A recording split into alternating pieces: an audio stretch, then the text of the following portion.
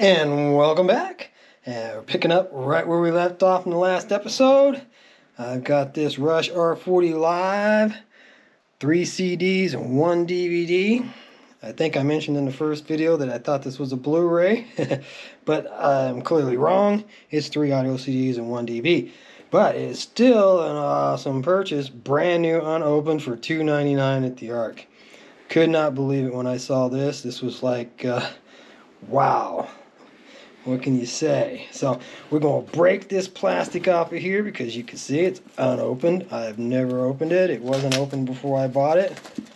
You hear that plastic tear? Ah, yeah. Nothing like breaking into release for the first time. And now you get a much better shot of that front cover. What an awesome shot there. And like I said, it's my first time.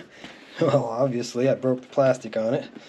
First time opening this up and looking through this. So this is one of those that's got the disc that's a little difficult to get out, and it's mostly just rigging, a lot of rigging. So I'm not sure if I'm going to try removing the other disc during this video. Well, let's go ahead and yeah. You can see there's not a lot of variances, but other than just the color scheme on the disc there. And, oh, that was a great shot. Look at we weren't the only Rush fans, were we? No, we were not. And what a rig Neil had on drums. We'll go ahead and get us a shot at the back. I'll center it up a little bit more to try and avoid blur on the edges that sometimes comes into play.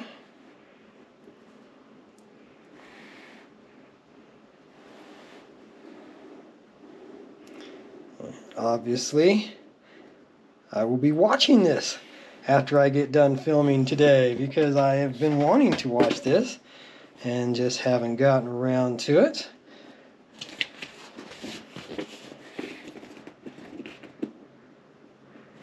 Like I said in a previous episodes, I did not catch them on their final tour, nor did I catch them on the one before that, for that matter. Getting a little older, a little less enticing to stand for hours on end in one spot, and it's just hard to enjoy concerts these days like I did back in the day. When I was younger, I was physically more able to deal with it, and financially, it's just gotten a little silly in my own personal opinion. It's getting to the point where for what it costs to go see one show, you could buy all of their DVDs. And I hear people paying hundreds of dollars for seats to concerts. Okay, you're a bigger fan than me. That's all I have to say to that. I think I paid $3.50 for my very first concert ticket. In fact, I know that for a fact, and if I could dig them out and find them, it might be fun to make a video of just concert tickets that I collected over the years. But some of them have been lost. Some of them I recollected because I was going through cassette tapes and finding I used to put my concert tickets in my cassette tape cases. And so every once in a while I would still run across one for a while when I was going through my tapes and transferring them to CDs for the ones that have never been released or are near impossible to find. But anyways, yeah, $3.50. That was my first concert, and I don't remember what shirts were.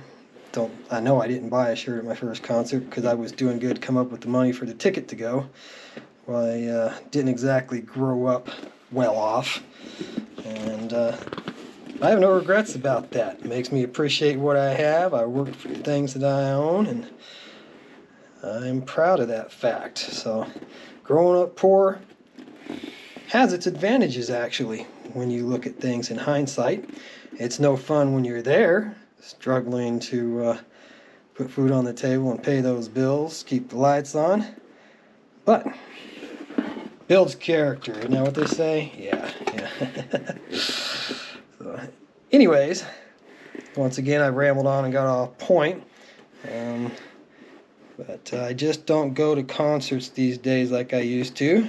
My buddy Lance makes up for that. He goes to far more concerts than I do. He's always trying to get me to go. In fact, the last 2 or 3 that I went to was with him.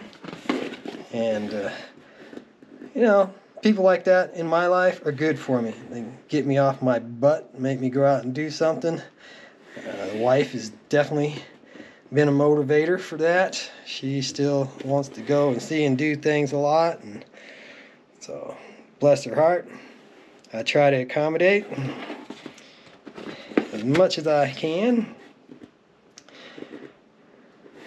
But yeah, you need those people in my life, especially to keep me active, keep me going. But yeah, the last concert I saw was a real dud. Went and saw the Suite, and there's 2 different versions of the Suite touring around these days. Actually, I think he did pass away. The one I saw was with the original bassist, and he actually sat in a chair on the stage and played. Bless his soul. He's having fun and making the best of his past history, and he had a great band that he had hired to back him up, so they did a good job of redoing the songs, but it just wasn't all that exciting a show, and it was in a small venue with a less than spectacular sound system. So, but that's got nothing to do with Rush, and just need to try and stay focused on showing you the Rush set here. What another great booklet. All these Rush DVD releases, they seem to have some really, really good booklets and documentation in them. So there you go. That's the R40 Live. And then the last Rush DVD I have is actually a documentary, Beyond the Lighted Stage. This is a great documentary, just really, really great. And that picture looks familiar, doesn't it? I think we just saw that recently. If you have an interest in Rush, or especially if you're a big Rush fan, this is definitely something that you should seek out and either get a copy of, or at least find a copy you can watch. It's definitely worth the view. And talking about another Canadian band I'd throw out there too, there is a recent documentary on Triumph, which is a hugely underrated band in my opinion. I absolutely loved Triumph. They were a great band, sent out a very positive message in their music, and got nothing but good things to say about Triumph. Well, I guess I should have just started off opening that up. I didn't realize it was a wrap around the stage there kind of thing. But their recent documentary is also most definitely worth watching if you liked Triumph, or if you're just interested in the history of a rock band and how they got their start. Yes, I would recommend it. Now,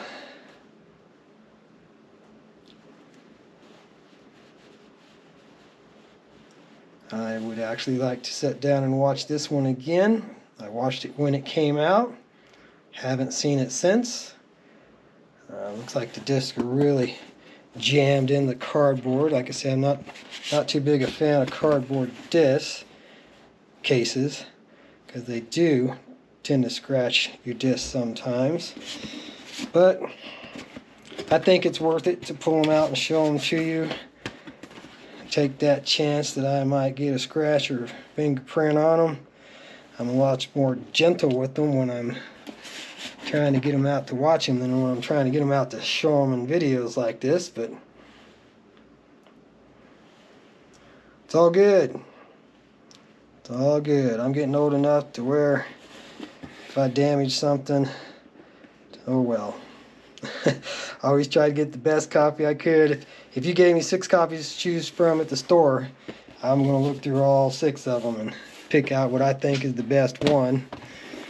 Because that's my nature. I think that's any collector's nature to do so.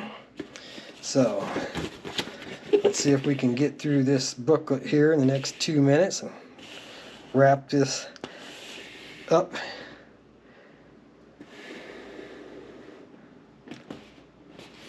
From the director, which I assume, no, it can't be him. It's an old picture of the band, unless the director's a friend of the band, and I don't remember anything from watching it the first time through, anything being said about such things. But love the behind the scenes backstage photos, bands hamming it up. And there's that 80s look. Man, those haircuts. Flock of seagulls, yeah. One big bunny. That's a big Harvey.